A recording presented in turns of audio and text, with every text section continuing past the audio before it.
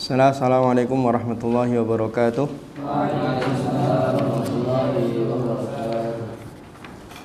Innal hamdalillah nahmaduhu wa nasta'inuhu wa nastaghfiruh wa na'udzu bihi min shururi anfusina wa sayyiati a'malina may yahdihillahu fala mudilla lahu wa may yudlil fala hadiya lahu. Asyhadu an la ilaha illallah wahdahu la syarika lahu wa asyhadu anna Muhammadan abduhu wa rasuluhu la nabiyya wa la rasula ba'dah. Qala Allah Ta'ala fil Qur'anil Karim, ya ayyuhalladzina amanu taqullaha haqqa tuqatih wa la tamutunna illa wa antum muslimun. Wa qala Rasuluna Muhammad sallallahu alaihi wasallam, ittaqillaha haitsu ma kunta wa atbi'is sayyi'atal hasanata tamhuha wa khaliqin nasa bi khuluqin hasanin. Allahumma la sahla illa ma ja'altahu sahla wa anta taj'alul hazna idza syi'ta sahla. Allahumma anfa'na bima 'allamtana wa 'allimna ma yanfa'una warhamna fi majlisina hadha ya arhamar rahimin. Khadi talabah rahimakumullah, amma ba'du, faqad qara'na kitab at-taharah wal an nakhtu wa nastamir ila kitabis shalah.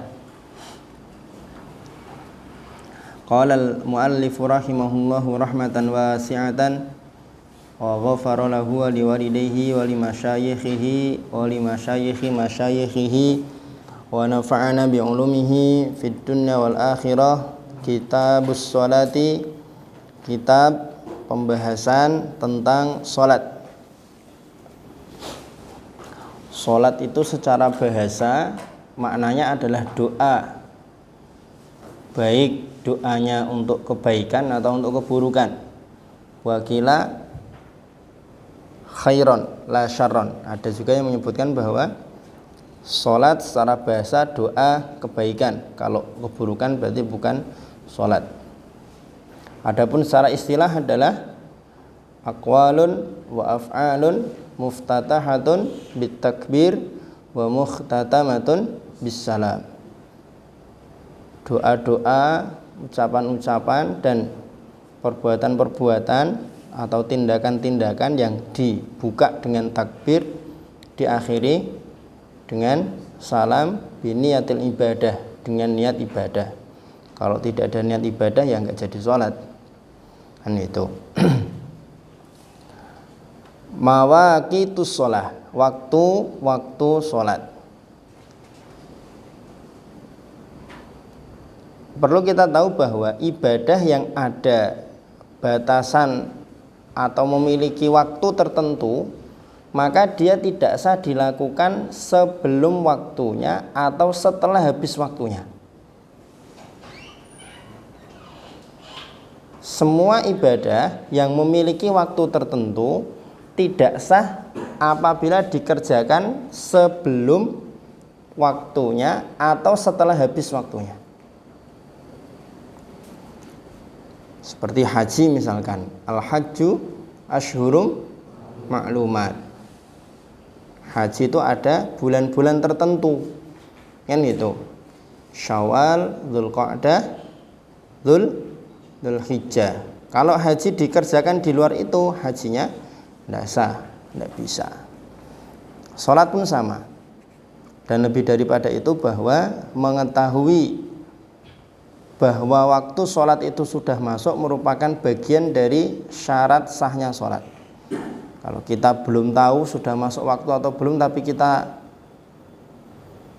menyengaja sholat, maka sholatnya menjadi tidak sah karena tidak memenuhi syarat. As-sholatul mafrudatu khamsun.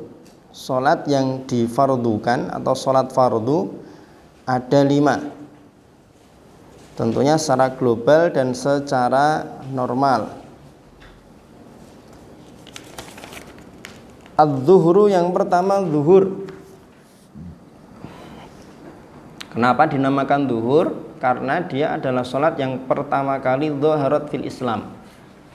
Atau ada juga yang menyebutkan bahwa karena dia dikerjakan di waktu dhahirah, maka dia dinamakan dengan sholat zuhur. Wa awwalu waqtiha zawalus syamsi. Permulaan waktu zuhur adalah zawalus syamsi, ketika matahari tergelincir. Gambarannya seperti ini, zawalus syamsi itu. Ini benda, matahari terbit dari timur. Ketika matahari naik, bayangan benda ini di mana? Bayangan spidol di barat. Semakin matahari tinggi, bayangannya semakin pendek, semakin panjang? Semakin pendek. Ketika matahari tepat di atas spidol, spidol punya bayangan nggak? Punya, tapi di bawahnya pas. Ya bisa jadi punya, bisa jadi enggak ya. Intinya spidolnya nggak ada bayangannya, ya kan? Nah, ketika matahari sudah ke barat dan spidol ini mulai ada bayangannya, itulah mulai masuk waktu duhur. Mulai masuk waktu duhur. Jadi ukurannya bukan jam 12.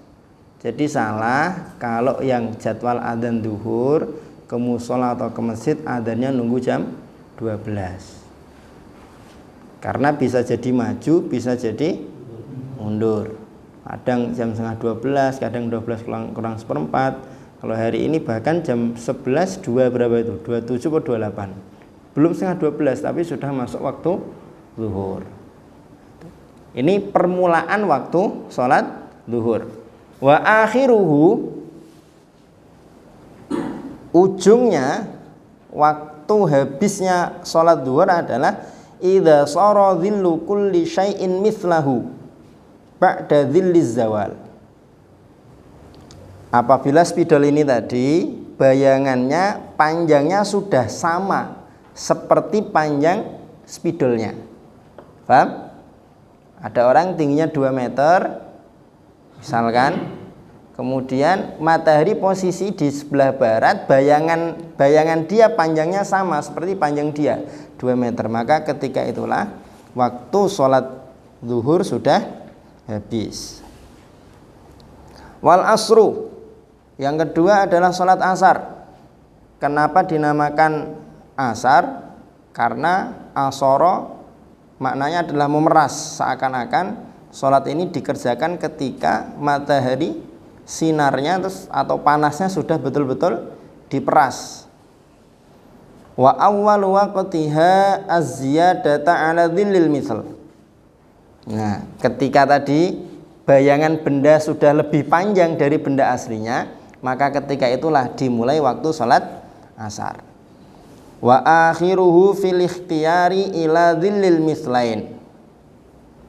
Akhir dari waktu pelaksanaan sholat asar yang ikhtiar, jadi ada waktu ikhtiar, ada waktu jawaz, nanti ada juga waktu makruh sholat asar itu. Waktu ikhtiarnya sampai bayangan dari bendanya 2 kali lipat dari panjang benda. Kalau tadi 2 meter berarti bayangannya sampai 4 meter. Wa fil jawazi ila ghurubi syamsi. Waktu jawaznya sampai matahari terbenam. Tapi ketika matahari sudah menguning, sudah mau terbenam, di situ nanti waktunya adalah waktu makruh. Itu makruh. Wal maghrib, maghrib itu kan isim zaman, waktu terbenam. Karena sholatnya dikerjakan atau dimulai dari waktu terbenamnya matahari. Wa waktuha, waktu pelaksanaan sholat maghrib wahidun 1, wa huwa ghurubus syamsi, yaitu ketika matahari terbenam. Wa akhiruhu idza ghaba syafaqul ahmar. Ujungnya atau ending dari waktu maghrib adalah ketika mega merah sudah hilang. Kalau di footnote itu antum lihat kurang lebih waktunya itu 35 menit kurang lebih. Waktu jawaznya atau waktu ikhtiarnya. Setelah itu masuk waktu makruh. Masih ada sisa waktu sekitar 10 atau 15 menit tapi makruh mengerjakan sholat maghrib. Wal isya'u, kenapa dinamakan isya? Karena waktu pelaksanaannya adalah bersamaan dengan asya. Wa awwalu waqtiha idza ghaba syafaqul ahmar. Permulaan waktunya adalah ketika mega merah hilang. Wa akhiruhu, ujungnya fil ikhtiyari ila thulutsil lail, sampai sepertiga malam. Wa fil jawazi, waktu jawaznya ila tulu'il fajri tsani, sampai terbit fajar yang kedua. Fajar yang kedua berarti fajar sotik pak kadhib? Sotik. Kalau yang pertama baru dia fajar kadhib. Kalau fajar kadhib biasanya cahayanya memanjang atas ke bawah, tapi kalau fajar sotik cahayanya dia melebar atau melingkar ke sekitar ke sekitar itu bulan atau di langit. Wassubuhu, yang kelima adalah sholat subuh. Wa awal waqtiha, awal waktunya adalah tulu'ul fajri tsani, terbit fajar yang kedua, yaitu fajar sotik. Fajar sotik ini adalah fajar yang cahayanya, sinarnya melebar, menyebar ke seluruh penjuru langit. Wa akhiruhu fil ikhtiyari ilal isfar, ujung waktu ikhtiar sholat subuh adalah ketika isfar. Isfar itu ketika sudah mulai agak terang dikit, kekuning-kuningan. Wa fil jawazi ila tulu'i syamsi, waktu jawaznya sampai matahari terbit, bukan sampai selesai, bukan sampai sebelum masuk waktu duhur, tapi sampai matahari terbit.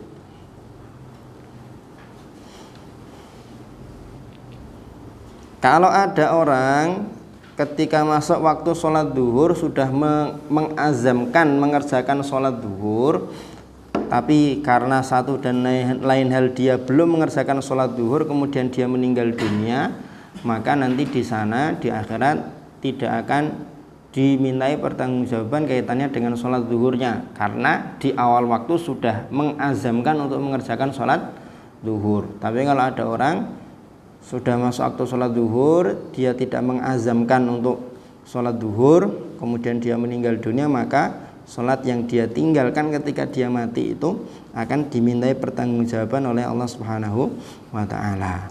Itu pentingnya bagi kita ketika sudah masuk waktu untuk bersegera azam. Namanya azam itu tidak hanya pengen. Kalau cuma pengen itu bukan azam. Azam itu ya artinya kalau memang memungkinkan, sudah lengkap prasyaratnya, langsung segera dikerjakan. Ada lokasi, ada air, ada teman, kalau mau berjamaah dan lain sebagainya, kan gitu. Jadi kalau di footnote itu antum bisa lihat dan baca nanti, ada namanya azmul khos, al-azmul khos sama al-azmul am. Kalau azam yang khusus itu per waktu sholat, tapi kalau azam yang umum ketika sudah balik. Biasanya ini banyak orang yang belum melakukan azam am. Azam am itu apa? Ketika sudah balik dia berazam untuk mengerjakan seluruh kewajiban dan meninggalkan seluruh pantangan. Itu azam umum. Jadi kalau ada di antara antum yang dulu ketika balik belum melakukan azam, itu diazamkan sekarang. Berazam karena sudah balik, sudah mukallaf untuk mengerjakan seluruh perintah Allah dan meninggalkan larangan Allah Subhanahu wa ta'ala. Faslun fi syuruti wujubiha, fasal menjelaskan tentang syarat wajibnya sholat.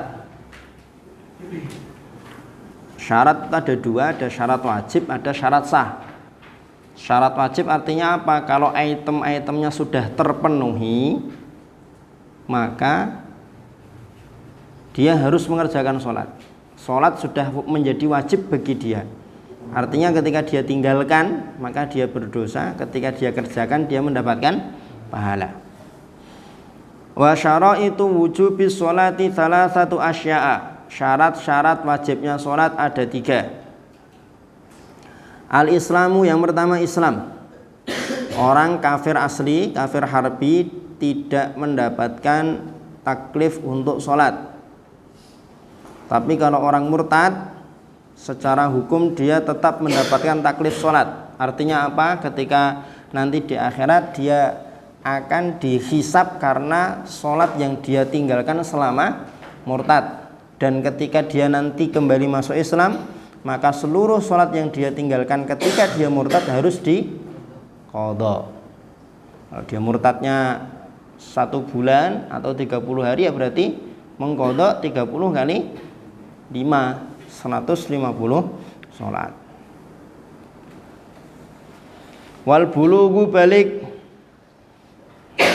standar balik masih ingat ya? Standar balik untuk laki-laki mimpi basah ketika usianya sudah 9 tahun atau ketika usianya sudah 15 tahun walaupun belum mimpi basah. Untuk perempuan haid ketika usianya sudah 9 tahun atau kalau dia belum haid tapi sudah 15 tahun, maka 15 tahunnya dianggap sudah balik.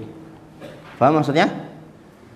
Artinya kalau ada seorang anak laki-laki belum 9 tahun sudah mimpi basah, tidak dianggap balik. Ada perempuan belum 9 tahun kok haid, maka tidak dianggap sudah balik.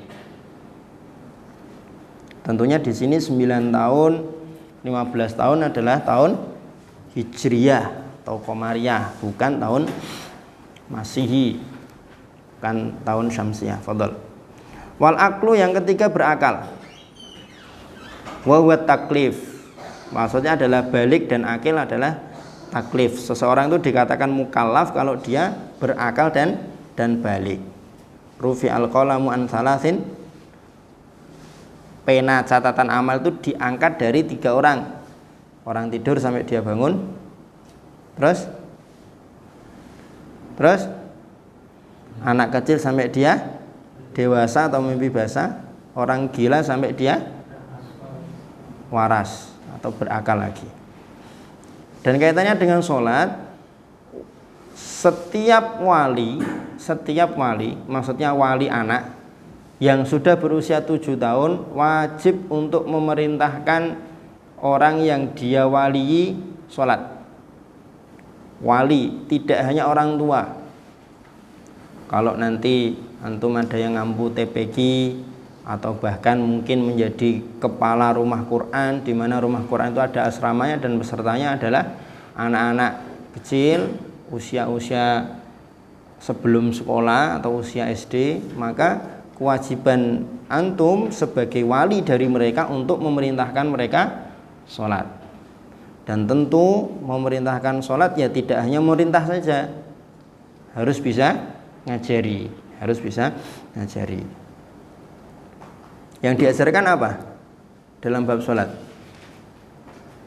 Yang paling penting pertama kali adalah syarat sahnya, kemudian rukunnya, setelah itu pembatal-pembatalnya, baru setelah itu sampaikan terkait dengan sunnah-sunnahnya, adab-adabnya.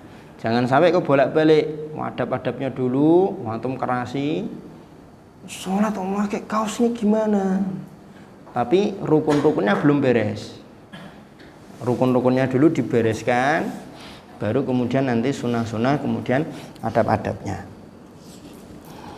Kalau berusia 10 tahun maka boleh bagi seorang wali memukul orang atau anak yang dia wali kalau dia tidak mau sholat dengan 3 syarat. Pukulannya bukan pukulan yang meninggalkan bekas, memar, warna merah dan lain sebagainya. Yang kedua, diduga kuat dengan dipukul anak itu mau sholat. Yang ketiga, tidak ada metode atau cara lain selain memukul. Kalau ada cara lain selain memukul, sholat zuhur ya, nanti tak traktir gorengan Mbah Munifah. Nggak apa-apa kalau ada metode lain selain dari memukul, kan gitu. Ini syarat wajibnya sholat. Setelah selesai membahas tentang sholat fardu dan syarat wajibnya sholat, beliau Syekh Abi Suja kemudian melanjutkan dengan pembahasan tentang sholat-sholat sunnah. Faslun fis sholawatil masnunati warrawatib. Fasal menjelaskan tentang sholat-sholat sunnah dan sholat rawatib. Sholat sunnah itu kalau boleh digambarkan seperti ini.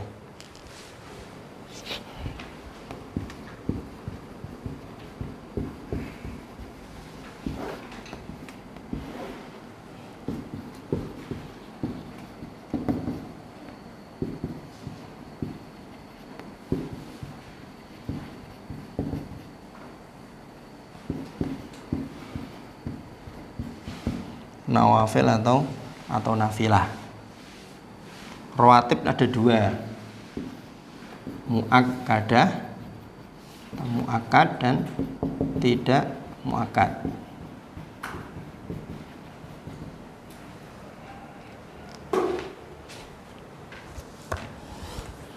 Wassalawatul masnunatu khamsun. Salat sunnah ada 5. Di sini adalah salat sunnah yang bukan rawatib. Ada 5.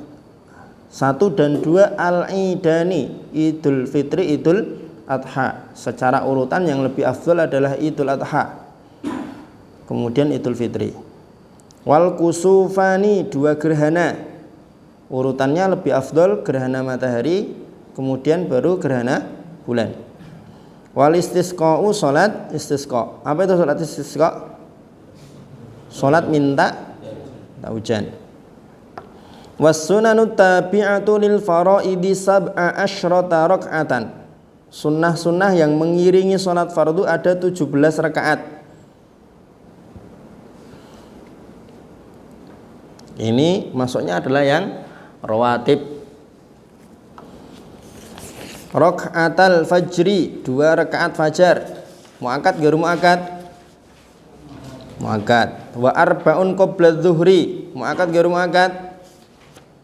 Yang 2 muakkad, yang 2 ghairu muakkad. Wa raka'atani ba'dah, 2 rakaat setelah zuhur, muakkad ghairu muakkad? Muakkad. Kalau mau ditambah 2 rakaat tidak masalah, tapi sifatnya atau hukumnya ghairu muakkad. Wa arba'un qoblal asri, 4 rakaat sebelum asar, muakkad ghairu muakkad? Ghairu muakkad. Wa raka'atani ba'dal maghrib, muakkad ghairu muakkad? Muakkad. Ba'dal maghrib muakkad, yang ghairu muakkad qoblal maghrib. Wa salatun ba'dal isya, 3 rakaat setelah isya, yutiru biwahidatin minhunna, yang 2 ba'diyah isya, yang 1 salat witir. Tapi dimakruhkan atau tidak dianjurkan mencukupkan witir hanya 1 rakaat. Kenapa? Karena dalam mazhab Imam Abu Hanifah witir itu ya 3, tidak ada witir 1. Walaupun dalam mazhab Syafi'i tidak masalah 1, tapi tidak seyogianya kita mencukupkan hanya 1 rakaat. Berarti yang muakkad ada berapa rakaat? 2 sebelum subuh, 2 sebelum duhur, 2 setelah duhur, 2 setelah maghrib, 2 setelah isya, 10.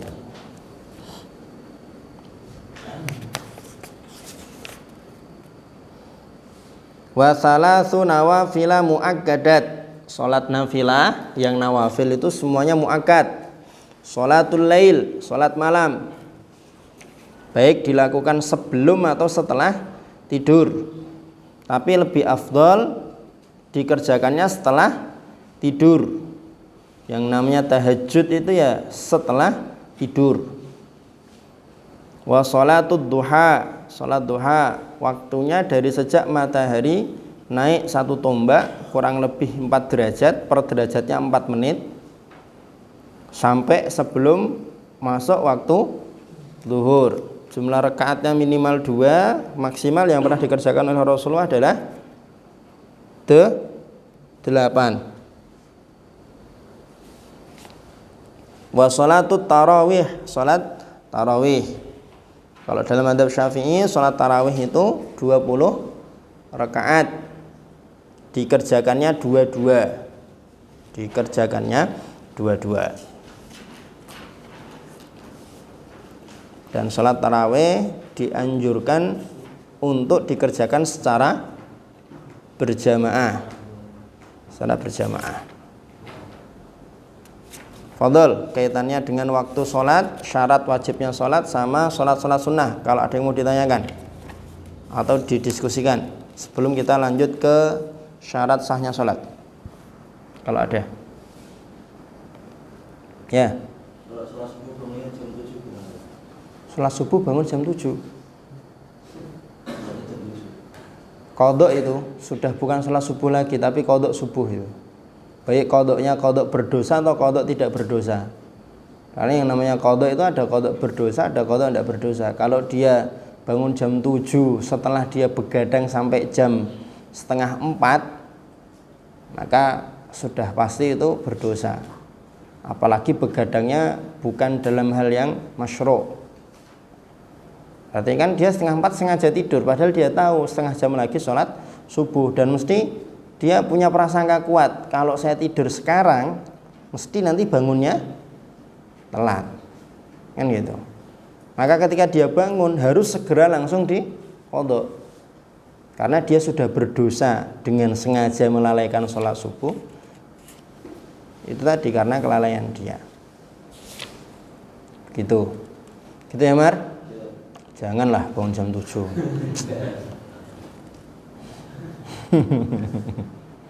Kalau dalam mazhab Hambali yang pernah saya baca itu, kalau satu ibadah yang ada waktu tertentu sudah terlewat, maka tidak perlu diqadha. Hitungannya dosa dan harus bertobat. Harus bertobat. Apalagi urusan sholat. Sholat ini kan ngeri sekali. Kita meninggalkan sholat karena unsur meremehkan itu kan bisa menjadi kalau karena unsur meremehkan ya harus istitabah kan, harus bertobat. Dan masuk dalam kategori salah satu di antara dosa-dosa besar meninggalkan sholat. Ada lagi? Ya. Berarti kalau sengaja ninggalin sholat itu nggak boleh qadha? Maksudnya? Kalau ninggalin sholatnya sengaja, ya harus diqadha justru. harus diqadha. Iyalah, harus diqadha dan qadhanya segera. Apa maksudnya? Kalau sengaja ninggalin. Iya. Kalau ada orang sengaja meninggalkan sholat, maka harus diqadha sholat yang dia tinggalkan, dan qadhanya harus segera. Misalkan ada orang sudah masuk waktu duhur, tapi dia dengan sengaja tidak sholat duhur sampai habis waktu duhur, sudah masuk waktu asar, maka kewajiban untuk segera mengqadha itu nempel terus sama dia. Selama dia belum mengqadha, dia tetap akan di pundaknya masih ada kewajiban untuk segera mengqadha sholat duhur tadi itu. Kalau dia sholat asar pun sama, nanti ya duhur asar, maghrib ya 3, seterusnya. Kalau sampai ada 100 sholat yang dia tinggalkan, 100 sholat itu akan nempel terus sama dia, harus segera diqadha. Paham? Kalau misalkan lupa jumlahnya? Lupa jumlahnya, saking banyaknya. Allah alam, saya belum pernah baca kalau saking banyaknya kemudian lupa jumlahnya. Itu mengqadhanya Langsung segera. Nggak bisa ditunggu nanti. Wah, nantilah jam 5, nggak bisa. Dia meninggalkan sholatnya dengan sengaja kok. Mengqadhanya nanti, nggak bisa. Beda soal kalau orang ketiduran. Orang ketiduran kan bukan karena kelalaian dia, karena memang murni tidak disengaja kan. Misalkan memang dia sudah istirahat lebih awal, tidur itu jam 8, tapi nggak tahu entah kenapa bangunnya jam 7 pagi. Artinya dia kelewat sholat subuh. Nah, dalam kondisi seperti ini maka qadhanya yang pernah saya baca itu tidak harus segera. Artinya dia mandi dulu nggak apa-apa, dia nyapu halaman dulu nggak apa-apa, mandiin anak dulu nggak apa-apa, kemudian nanti baru qadha. Tapi kalau disengaja ada unsur melalaikan, tidak boleh aktivitas lain, harus segera mengqadha. Itu. Dan tentu hukumnya haram, sengaja meniatkan untuk meninggalkan sholat, tidak boleh.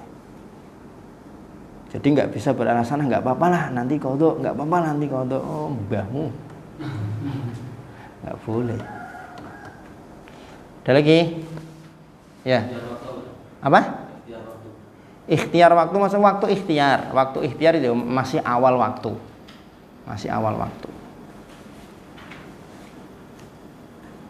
Jadi kan ada satu hadis itu dari siapa ya? Sa'ad bin Abi Waqqas kalau Ustaz tidak salah ingat, menanyakan kepada Rasulullah amalan apa yang paling afdol. Rasulullah mengatakan as-sholatu ala waktiha. Banyak di antara para pensyarah hadis mengatakan ala waktiha maksudnya adalah di awal waktu. Di awal waktu. Ada lagi? Kalau tidak ada kita lanjut. Faslun fi syurutis shalah. Ai fi syuruti sihhatis shalah. Syarat-syarat sahnya salat. Wa syaraitu sholati qabla dukhuli fiha khamsatu asya'a.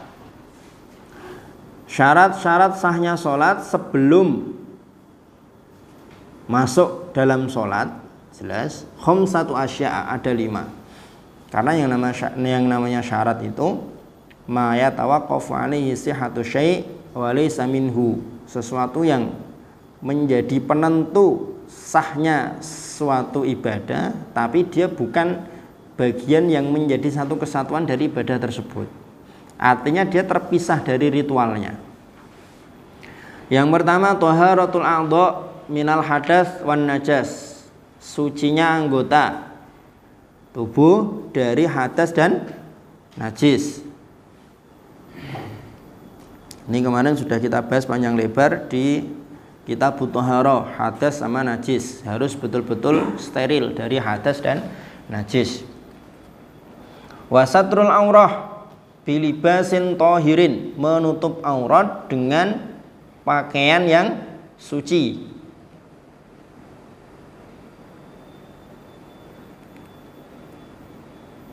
Wal wuqufu ala makanin tahirin, berdiri mengerjakan sholatnya di tempat yang suci. Wal ilmu bidukhulil waqti, tahu masuknya waktu. Inna sholata kanat alal mu'minina kitaban mawquta. Wastiqbalul qiblah, menghadap kiblat.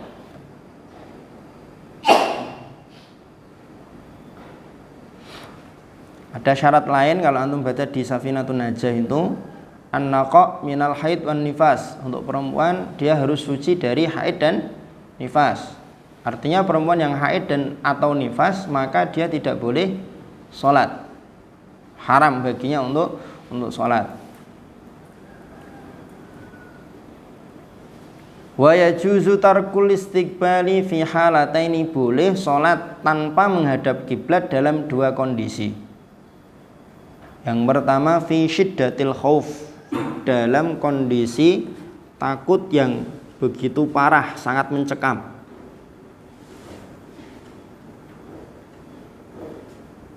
Wa fin nafilati fis safari 'ala rahilah, salat sunnah dalam perjalanan di atas kendaraan. Maka boleh salat sunnah tanpa menghadap ke kiblat. Batas aurat laki-laki antara pusar dan lutut, perempuan seluruh tubuh kecuali wajah dan telapak tangan. Wajah itu termasuk sini, batasan wajah itu sini. Artinya seorang perempuan tidak boleh pakai mukena ditarik ke belakang sini sehingga sininya kelihatan. Paham maksudnya? Karena yang boleh tersingkap hanya wajah, sedangkan ini bukan bagian dari wajah. Paham ya? Paham ya? Maka mukena itu makainya harus sini, jangan ditarik ke belakang sini. Kalau sininya kelihatan, nanti bisa tidak sah sholatnya karena auratnya terlihat. Tentunya ini adalah aurat dalam sholat. Adapun aurat di luar sholat maka seluruh badannya adalah aurat. Bahkan dalam mazhab Syafi'i itu seorang perempuan wajib menggunakan niqab, menggunakan cadar. Gitu. Itu kalau dia sholatnya di lokasi yang tidak ada ajnabi. Kalau dia sholat di tempat yang ada ajnabi, maka diperintahkan untuk menutup wajah. Diperintahkan untuk menutup wajah. Berat mazhab Syafi'i itu. Ngajak istri belajar dulu, nanti biar sama-sama bisa konsekuen dengan ilmu yang ada di mazhab Syafi'i. Ini syarat-syarat sahnya sholat. Faslun fi arkanis sholati wa sunaniha. Fasal menjelaskan tentang rukun-rukun dan sunnah-sunnah sholat. Nah, kalau rukun maya tawaqqafu alaihi sihhatu syai'i wa kana juz'an minhu. Kalau rukun itu menjadi penentu sahnya satu ibadah dan dia include menjadi satu dengan ritual ibadahnya. Wa arkanus sholati tsamaniyata asyara ruknan. Rukun-rukun salat ada 18. Dari 18 yang beliau sebutkan nanti ada satu yang ghairu mu'tamad dalam mazhab Syafi'i. Jadi 17. Dari 17 itu yang sifatnya berupa ucapan ada 5. Ya kan? Takbiratul ihram, Al-Fatihah, tasyahud akhir ya maksudnya, sholawat kepada Nabi dalam tasyahud, kemudian salam. Itu yang berupa ucapan atau doa. Artinya apa? Kalau kita mau ngajari anak, baik anak biologis atau ideologis, maka yang pertama kali lebih penting diajarkan adalah 5 ini dulu. Takbiratul ihram, Allahu Akbar. Kemudian Al-Fatihah diajari dengan baik dari basmalah sampai waladhdallin. Jangan sampai ada satu saja tasydid yang ketinggalan. Di Safinatun Najah itu sampai dihitung tasydidnya ada berapa. Al-Fatihah itu. Kemudian tasyahud akhir. Kemudian sholawat, kemudian salam yang pertama. Adapun doa rukuk, doa sujud, doa i'tidal itu sifatnya nanti masuknya kategorinya sunnah, bukan sesuatu yang rukun. Artinya kalau ada orang sholat, rukuk, dalam rukuknya dia diem, sholatnya tetap sah. Yang pertama an-niyatu, niat.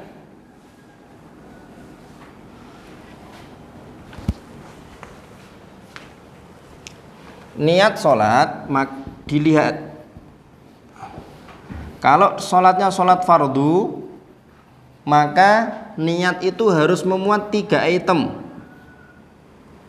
Qasdus sholah, kalau di bahasa Arab kan usolli, menyengaja melakukan sholat. Kemudian nama sholatnya atau jenis sholat. Kemudian kefarduannya. Kalau diringkas dalam bahasa Arab secara pendek berarti usolli fardhud duhri, usolli fardhul asri, usolli fardhul maghribi. Harus bahasa Arab Ustaz? Enggak. Yang namanya niat itu kan ketetapan hati, kemantapan hati. Kalau dia hafal bahasa Arabnya tapi enggak tahu maksudnya, enggak mudeng pinginnya lafal itu apa, kan berarti malah belum niat. Ya kan? Gitu. Nah, tinggal nanti dia sebagai imam atau makmum. Kalau makmum ya diniati sebagai makmum, kalau imam ya diniati sebagai imam. Walaupun tidak wajib. Seorang imam itu tidak wajib meniatkan sebagai imam. Ya, cuma nanti dia pahalanya pahala salat sendiri. Karena dia tidak meniatkan sebagai imam. Gitu. Kalau salatnya salat sunnah yang ada waktu, nama atau sebab, maka cukup disebutkan usolli sama nama sholatnya. Usolli qobliyatal maghrib, usolli ba'diyatat dhuhri, dan seterusnya. Kalau sunnah mutlak cukup niat sholat, udah sholli. Yang nggak boleh itu sudah 1 rakaat baru niat. Ini tadi saya sholat apa ya?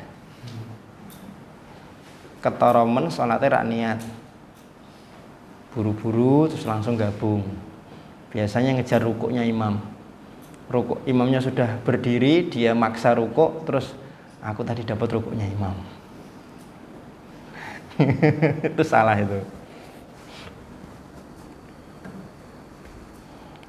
Wal qiyamu ma'al qudrah, orang yang mampu maka harus berdiri dalam sholat fardu. Kalau sholat sunnah walaupun mampu berdiri boleh duduk, bahkan boleh berbaring. Tapi pahalanya orang yang sholat sunnah dengan duduk separuh dari pahalanya orang yang sholat sunnah dengan berdiri. Pahalanya orang yang sholat sunnah dengan berbaring separuh dari pahalanya orang yang sholat sunnah dengan duduk. Wa takbiratul ihram. Jelas takbiratul ihram Allahu akbar. Niat tadi itu muqtarinan bi fi'li, dibarengkannya adalah bersamaan dengan takbiratul ihram.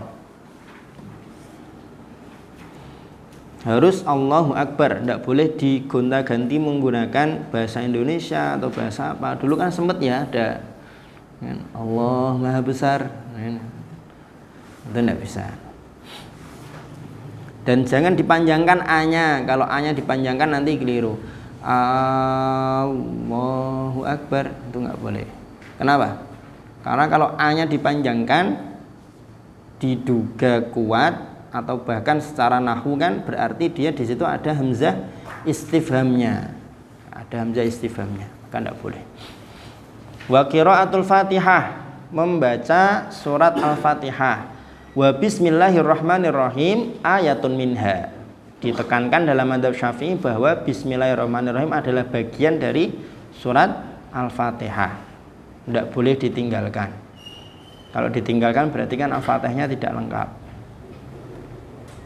Waruku ruku itu dia apa namanya, bungkuk ya, bungkuk. Walaupun tangan nggak menyentuh lutut, kalau sudah bungkuk gini sudah dihitung ruku. Yang penting tumakninah kan. Setelahnya kan wat tumakninatu fihi, tumakninah. Wal i'tidalu i'tidal, wat tumakninatu fihi, tumakninah dalam i'tidal. Wasujudu sujud. Sujud ini ada 7 anggota sujud yang wajib untuk nempel lantai. Salah satu dari 7 tidak boleh tertutup penghalang apapun, yaitu wajah diwakili oleh sebagian dari dahi.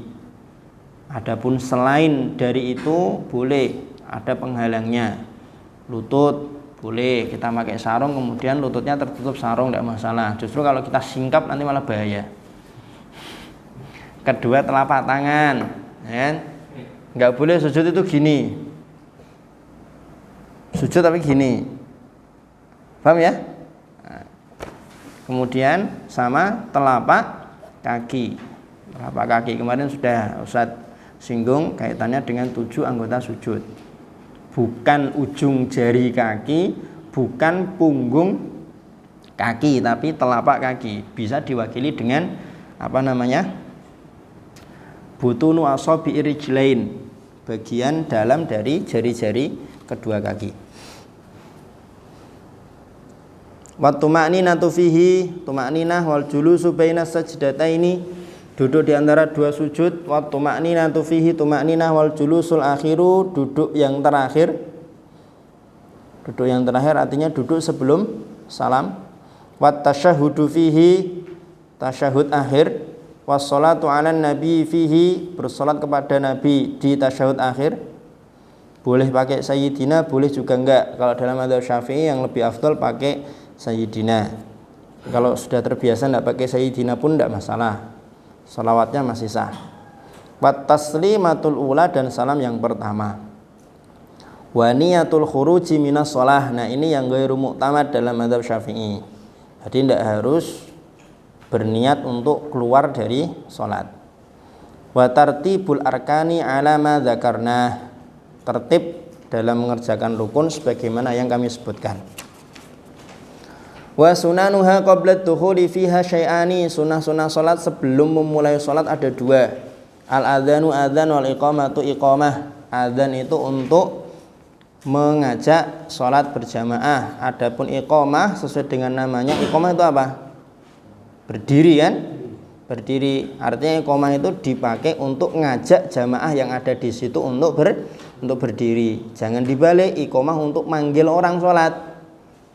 Nah, hari ini kebalik, iqamah itu untuk manggil orang sholat. Nah, makanya dulu itu yang dikeraskan ya adzan, iqamah nggak dikeraskan. Kalau ibarat hari ini yang pakai speaker itu yang adzan, iqamahnya nggak pakai adzan.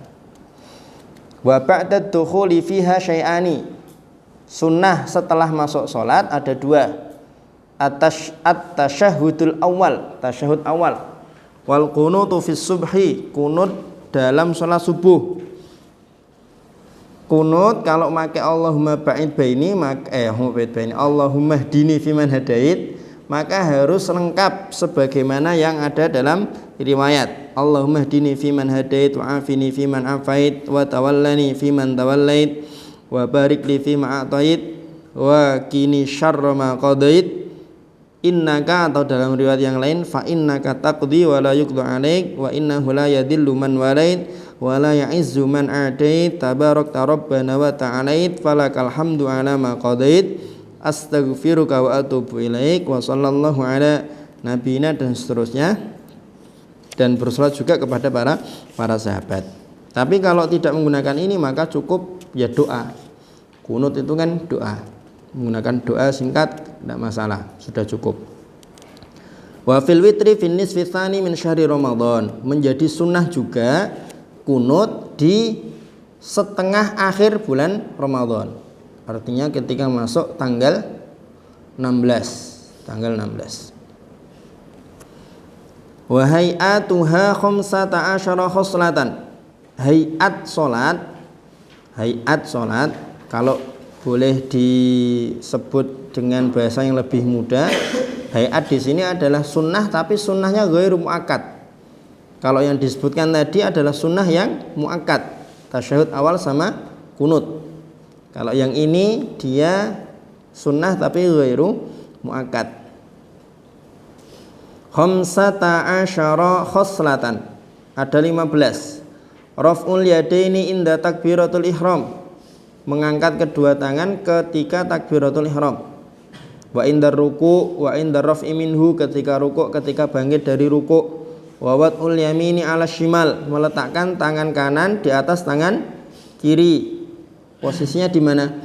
Tangan kanan atas tangan kiri, boleh gini, bisa juga gini.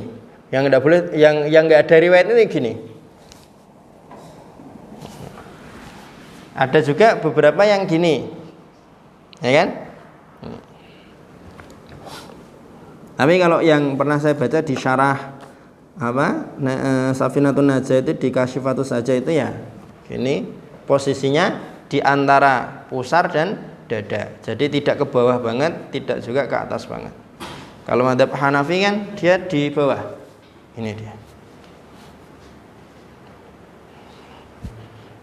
Nah, kalau Syafi'i gini. Ada juga yang mengatakan agak ditarik ke sebelah kiri. Ada juga yang mengatakan seperti itu. Tapi ini hayat sifatnya, sunnah.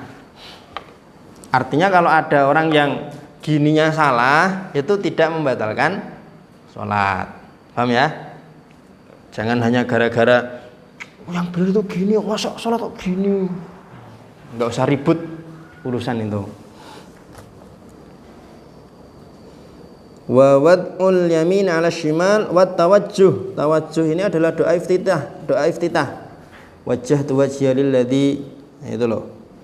Fataras samawati wal ardu hanifan muslima wa ma ana minal musyrikin. Inna salati wa nusuki wa mahyaya wa mamati lillahi rabbil alamin la syarikalah wa bidzalika umirtu wa ana minal muslimin. Ini doa iftitah yang terbaik adalah yang ini. Tapi misalkan ada di antara kita yang terbiasa pakai Allahumma ba'id dan belum bisa mengganti pakai ini, ya tidak masalah. Wal isti'adzatu isti'adzah ta'awud sebelum membaca, tapi isti'adzahnya sir, tidak keras. Wal jahru fi maudhi'ihi, mengeraskan suara pada tempatnya. Wal israru fi maudhi'ihi, dan lirih pada tempatnya.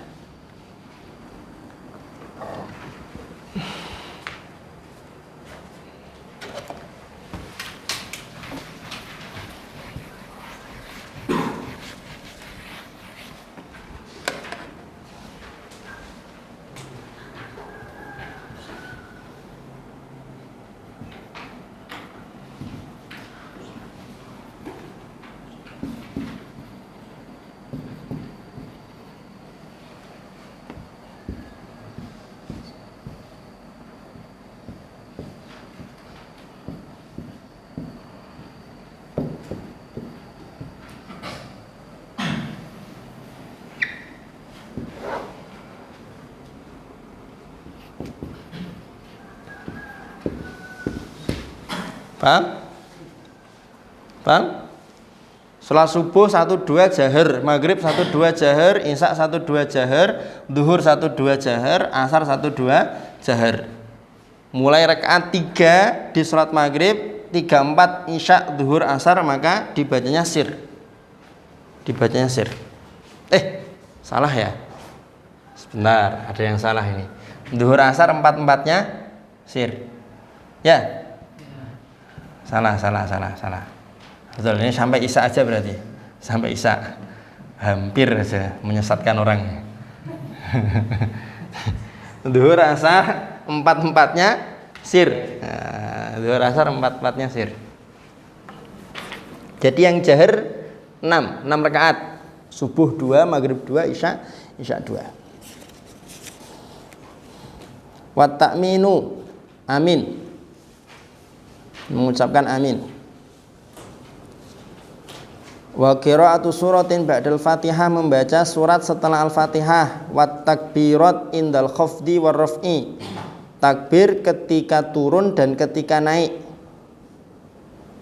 Wa qaulu sami Allahu liman hamidah rabbana lakal hamdu.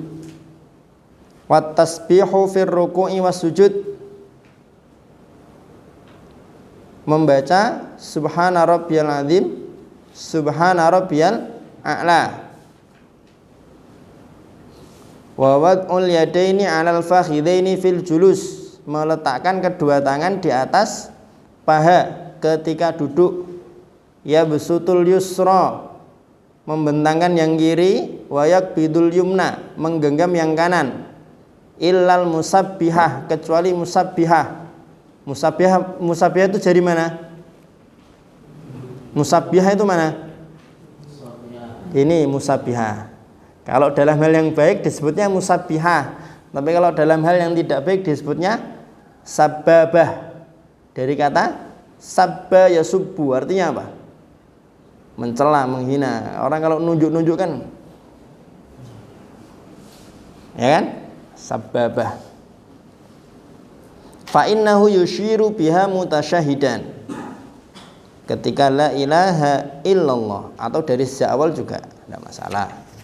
Wal iftirashu fi jami'il jalasat, duduk dengan posisi iftirash di seluruh duduk. Posisi iftirash itu gimana? Kaki kiri ditekuk, kemudian telapak kaki kiri dihadapkan ke atas, diduduki. Kaki kanan ditekuk, ditumpukan pada ujung jari. Pada ujung jari. Ujung jarinya ditekuk, dihadapkan ke kiblat. Wat tawarruku fil jalsatil akhirah, dan duduk tawarruk pada duduk yang terakhir. Pokoknya setiap duduk yang setelah duduk itu salam, maka posisinya adalah posisi tawarruk. Tawarruk itu sama seperti itu tadi, kaki kanannya ditegakkan, tapi kalau tawarruk kaki kirinya diblosokkan, dimasukkan, duduknya di atas lantai. Wat taslimatu tsaniyah, kemudian salam yang kedua.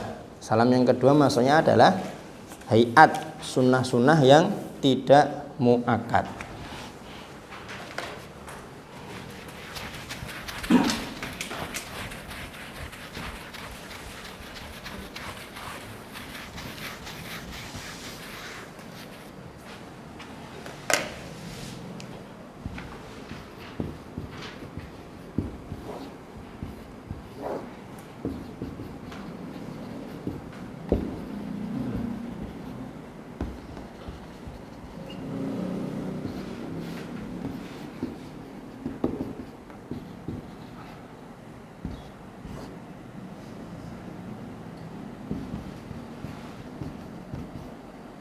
Muakkad disebut dengan ab'ad kalau dalam mazhab Syafi'i.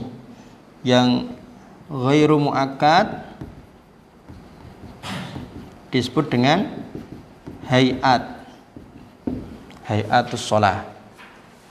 Rukun ini tadi ada berapa? 18, tapi kurangi 1 yang ghairu mu'tamad berarti jadi 17. Sunnah muakkad atau ab'ad tadi ada berapa? 2, tasyahud awal sama kunut. Yang ghairu muakkad ada 15. Syarat sah tadi yang di Abi Suja disebutkan ada 5. Syarat wajib Islam balik berakal. Islam balik berakal. Tafadhol kalau ada yang mau ditanyakan atau didiskusikan.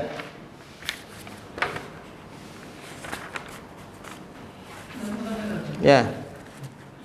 Dulu pernah istilahnya ada kejadian ada orang bersajar itu dimarahin kalau sholat harus lepas saja, itu benar nggak?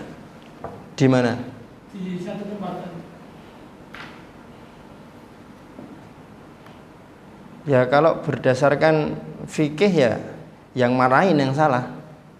Nah, kenapa kok dimarahin terus suruh buka cadar? Dia sholat menggunakan cadar, sholatnya sah. Tetap sah. Yang penting dahinya buka. Dan rata-rata setahu Ustaz di Indonesia cadarnya modelnya cadar niqab, bukan burqa. Kenapa disebut dengan niqab? Cadar bahasa Arab kan niqab kan seringnya kan. Kenapa disebut dengan niqab? Niqab kan dari kata nubah, lubang. Karena cadar atau niqab itu ada lubang untuk kedua mata. Sedangkan burqa lain lagi. Burqa itu seperti yang dipakai oleh para wanita di Afgan. Daerah sana kebanyakan makanya burqa. Burqa itu apa? Ketutup full semua. Cuma di bagian mata kainnya agak remang-remang, agak terawang, agak tipis sehingga masih bisa dipakai untuk melihat. Tapi full itu burqa. Gitu. Kalau niqab setahu Ustaz sih biasanya dipakai di sini saja. Matanya masih kelihatan dan seringnya kalau model yang di Indonesia kan dahinya masih kelihatan, ya kan? Ya mungkin beda dengan model kalau ada model niqab yang dia kainnya atas bawah sehingga yang kelihatan cuma mata, maka kalau seperti itu yang bagian atas nanti harus ya gimana caranya biar dahi ini sebagiannya nanti nempel lantai, nempel tempat sujud. Dan ingat yang namanya sujud itu tidak boleh sujud di atas sesuatu yang bergerak karena gerakan kita. Paham maksudnya? Kan kita taruh apa? Ya pokoknya benda atau sesuatu yang kalau kita gerak dia ikut gerak, itu tidak boleh. Di atas kasur tidak masalah. Apalagi kalau memang lokasinya di situ banyak najis yang suci kasur, ya sudah sholat di atas kasur. Allah alam. Setahu saya seperti itu. Jadi memang ihwafillah semakin banyak kita belajar itu harusnya kita semakin banyak memberikan uzur kepada orang lain. Kan gitu. Oh barangkali memang yang diambil pendapat ini, yang dia pelajari mazhab ini, makanya dia melakukan seperti itu, kan gitu. Kalau ada orang semakin banyak belajar kok semakin sering menuduh orang lain, semakin sering menghakimi orang lain, nyalah-nyalahkan orang lain, itu berarti perlu dipertanyakan belajarnya. Belajarnya untuk menyalahkan orang lain apa untuk meluruskan dirinya. Kan gitu. Dan jangan sampai kita menjadi orang-orang yang belajar untuk mencari kesalahan orang lain. Naudzubillah min dzalik. Jangan sampai. Ada lagi? Ya, boleh. Kan dulu saya kalau wudu kita masalah itu katanya sebagian dari niat. Kata siapa? Kata siapa? Siapa? Dengar dari dulu Ustaz. Iya. Ustadz dulu juga pernah dengar seperti itu. Tapi kalau dalam madzhab Syafi'i yang namanya niat itu ya qasdu syai' muqtarinan bi fi'lihi. Kita menyengaja melakukan sesuatu beriringan berbarengan dengan sesuatu tersebut.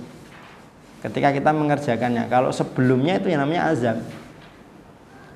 Ya sekedar pengen sholat, pengen wudu kan gitu.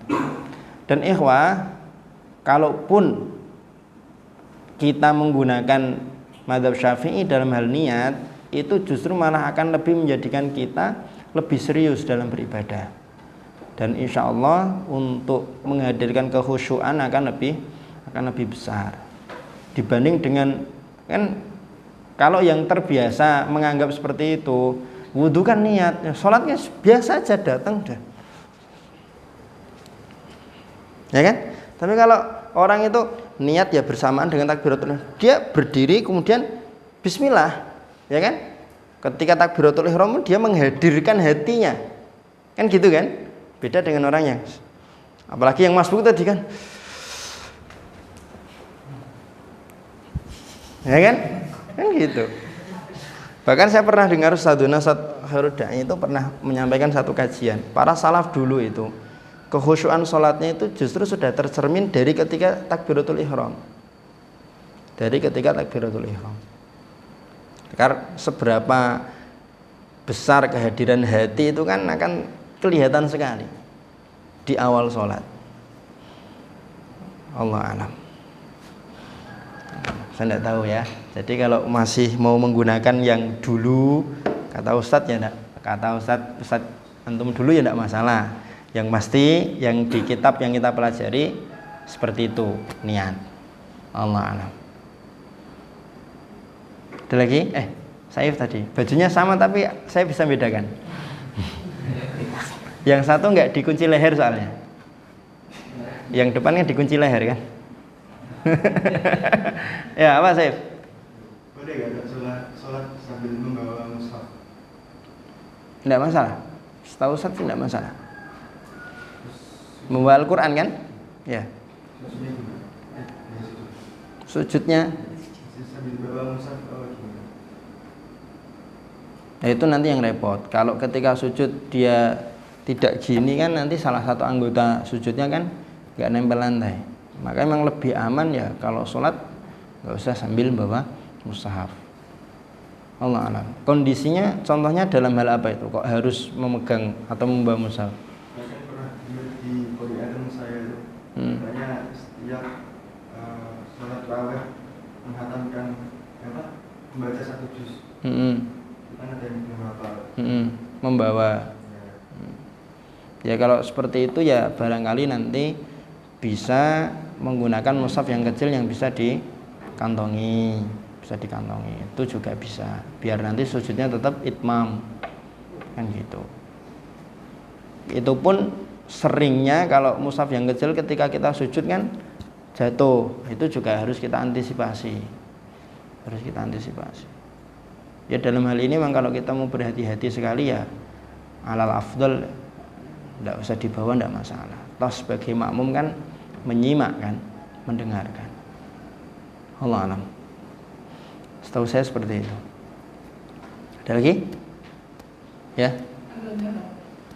Itu kita dulu pernah dapat benar atau enggak kalau seandainya makmum masbuk baru masuk di pintu masjidnya misalnya itu boleh kita langsung ikut gerakan imam, setelah nanti berdiri sempurna lagi baru maju gitu. Tapi itu udah dihitung masuk rakaat, itu boleh nggak? Dulu ada salah seorang sahabat Rasulullah yang melakukan seperti itu. Jadi masuk kemudian langsung rukuk, malah sambil jalan rukuknya kan. Nah, gitu. Tapi kan kemudian Rasulullah mengatakan apa? Di ujung hadisnya kan beliau bersabda wala ta'ud, jangan diulang lagi. Dan itu disimpulkan oleh para fuqaha yang seperti itu berlaku hanya untuk si sahabat tersebut, tidak berlaku untuk yang lain. Sehingga akhirnya para ulama mengatakan bahwa standar seorang masbuk mendapatkan satu rakaat bersama imam itu ketika si makmum mendapati rukuknya imam dengan tumak ninah. Rukuknya imam dengan tumak ninah. Artinya apa? Masbuk masuk, dia rukuk, imamnya masih rukuk, durasi rukuknya bersama imam minimal sedurasi tumak ninah. Durasi tumak ninah itu subhanallah. Artinya ketika seorang masbuk masuk, dia rukuk, ketika dia baru berangkat rukuk kok imamnya sudah i'tidal, maka dia kehilangan satu rakaat, ditambal nanti di akhir. Gitu, wallahu alam. Kalau yang saya tahu seperti itu.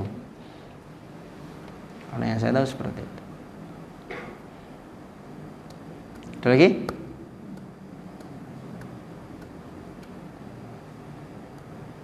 Kalau tidak ada kita tambah sedikit. Ini satu ini. biar besok kita masuk ke pembatal.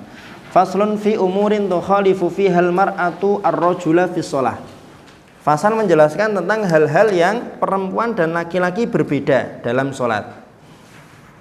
Secara umum kan sama, tapi ada beberapa hal yang laki-laki dan perempuan itu berbeda. Apa itu? Wal mar'atu tukhalifur rajula fi arba'ati asya'a. Perempuan berbeda dengan laki-laki dalam 4 hal dalam sholat. Farrajulu yujafi mirfaqaihi an jambayhi. Laki-laki menjauhkan atau melebarkan kedua sikunya dari ininya, dari sisinya ini, tidak ditempelkan, sikunya tidak ditempelkan. Wa yukillu batnahu an fakhidaihi fir ruku' wa sujud. Kemudian menjauhkan perutnya dari kedua paha dalam rukuk dan sujud. Tapi di footnote antum bisa lihat itu, bisa jadi yang pertama ini ketika posisi sholatnya dalam kondisi duduk. Wa yajharu fi mawadhi'il jahri. Laki-laki menjaharkan suara di tempat-tempat yang memang jahar. Wa idana bahu syai'un fi sholati sabbaha. Kalau terjadi sesuatu dalam sholat, maka untuk laki-laki bertasbih. Tidak hanya untuk mengingatkan imam. Misalkan ketika sholat melihat ada orang buta mau nabrak tembok. Nah, itu kita mengingatkan orang buta itu menggunakan tasbih. Jangan ngomong, hati-hati pak, batal sholatnya.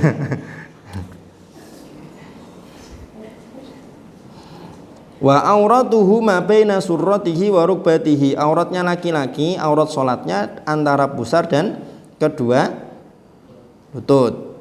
Wal mar'atu tadummu ba'daha ila ba'din. Adapun perempuan maka posisinya tidak dilebar-lebarkan tapi di tadummu. Tadummu itu ya dirapatkan. Kenapa? Untuk supaya dia lebih tertutup tubuhnya. Wa takhfidu sautaha bi hadratir rijalil ajanib. Melirihkan suara ketika ada laki-laki ajnabi. Kalau tidak ada laki-laki ajnabi boleh dijaharkan tapi tidak boleh sejahar seperti laki-laki. Wa idana bahasyai'un fi sholati saffaqat. Kalau ada sesuatu dalam sholat maka untuk perempuan menepukkan atau bertepuk tangan. Tapi tepuk tangan enggak gini ya. Nah, enggak ya.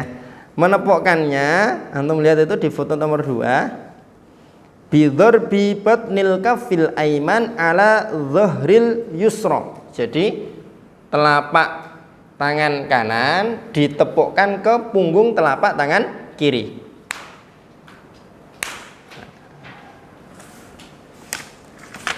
Kemudian wa jami'u badanil hurrati auratun fis sholati illa wajhaha wa kaffaiha. Seluruh tubuh perempuan yang merdeka adalah aurat dalam sholat kecuali wajah dan kedua telapak tangannya. Wa auratul amati ka auratir rajuli fis shalah. Adapun aurat budak perempuan sama seperti auratnya laki-laki dalam sholat. Budak perempuan itu aurat sholatnya sama seperti aurat laki-laki. Berarti mana? Antara pusar dan lutut. Allahu a'lam bishawab. Sebelum saya tutup, barangkali masih ada yang mau didiskusikan. Tafadhol. Ya. Beberapa waktu yang lalu itu ada kejadian tuh. Tapi nggak di sini. Ada yang mengajukan tanya, saya gini, sholat waktu itu sholat zuhur atau asarnya 4 rakaat itu si imam ketika di rakaat kedua tidak tanya kalau kelupaan dan berdiri. Memang pada subhanallah gitu. Imamnya enggak balik. Tapi di rakaat ketiga justru dia malah tasyahud. Dan setelah tadi awal itu nanti di rakaat berikutnya berdiri lagi. Jadi rakaatnya kan berarti malah tambah banyak. Oh, nambah rakaat. Iya gitu.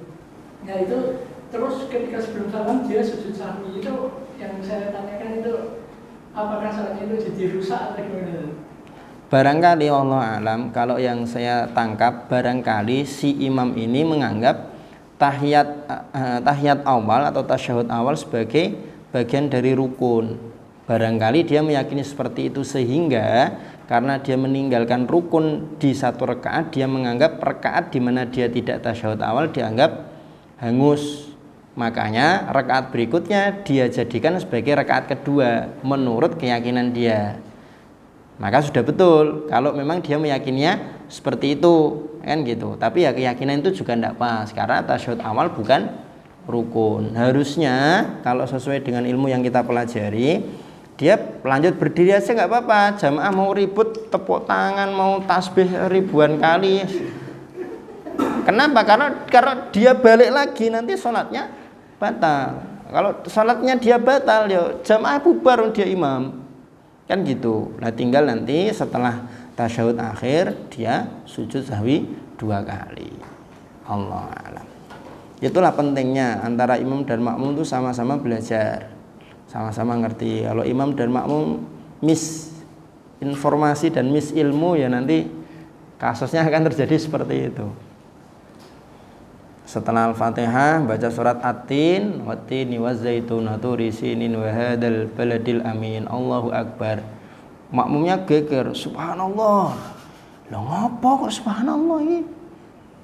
Mungkin dianggap kalau baca surat At-Tin enggak lengkap itu nanti enggak sah salatnya. Kan gitu. Allah a'lam. Ada lagi? Fadhal. Mafi? Apa boleh? Tidak apa-apa, tanya aja. Iya, kan kalau misalnya haid kan nggak boleh Al-Quran. Haid, ya. Posisinya kayak kita perempuan tuh kayak tahbik ini ngakal juga. Itu apa berarti Al-Quran? Haram. Nggak boleh. Menyentuh Al-Quran bagi perempuan yang haid itu mutlakon. Nggak boleh.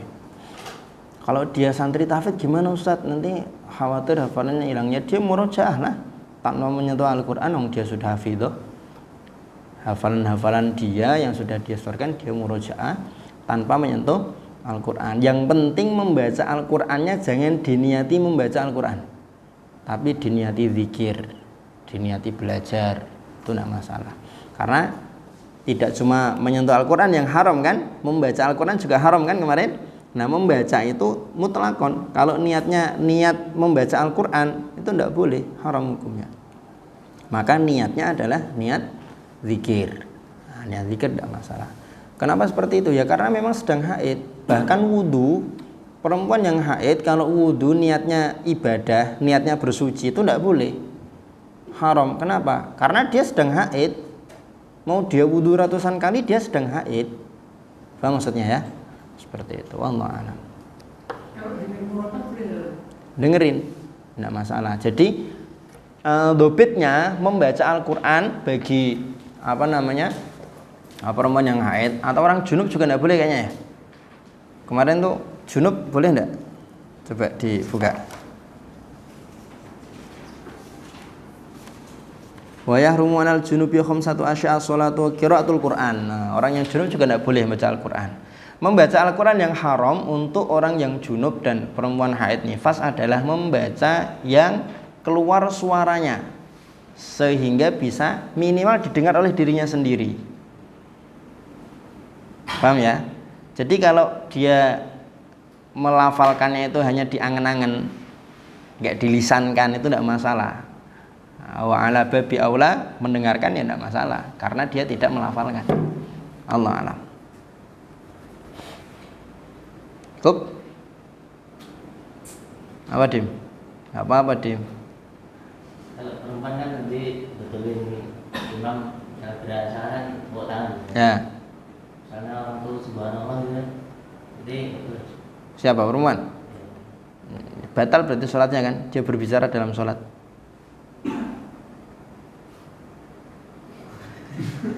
Ya nanti, besok insya Allah kita baca pembatal sholat. Di antara pembatal sholat adalah berbicara dalam sholat. Kalau berbicara itu disengaja mutlakon, sholatnya batal. Tapi kalau bicara itu tidak disengaja maka nanti ada batasnya, batas yang ditolerir. Kalau sudah kebanyakan walaupun tidak sengaja ya tetap aja batal nanti sholatnya. Gitu. Tidak sengaja tapi jagong. Rapopo aja, anulah. Sama seperti makan. Besok insya Allah kita bahas. Makan juga sama. Makan Kalau dia sengaja sedikit atau banyak, sholatnya batal. Termasuk selilit-selilit ini. Kalau disengaja nelennya itu nanti bisa batal sholatnya. Tapi kalau tidak disengaja sedikit tidak masalah. Kalau banyak, nah nanti batal sholatnya. Tapi kan nggak sengaja, tetap kan banyak. Sedangkan sedang sholat. Masa ada orang sholat nggak sengaja makan banyak? Kita bayangkan aja gimana surahnya aja orang sholat, tapi nggak sengaja makan banyak.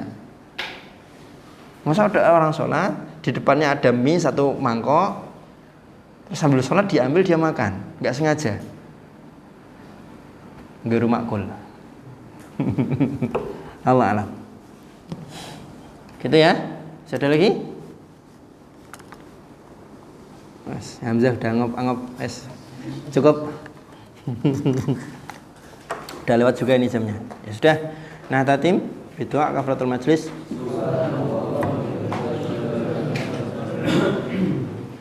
Assalamualaikum warahmatullahi wabarakatuh.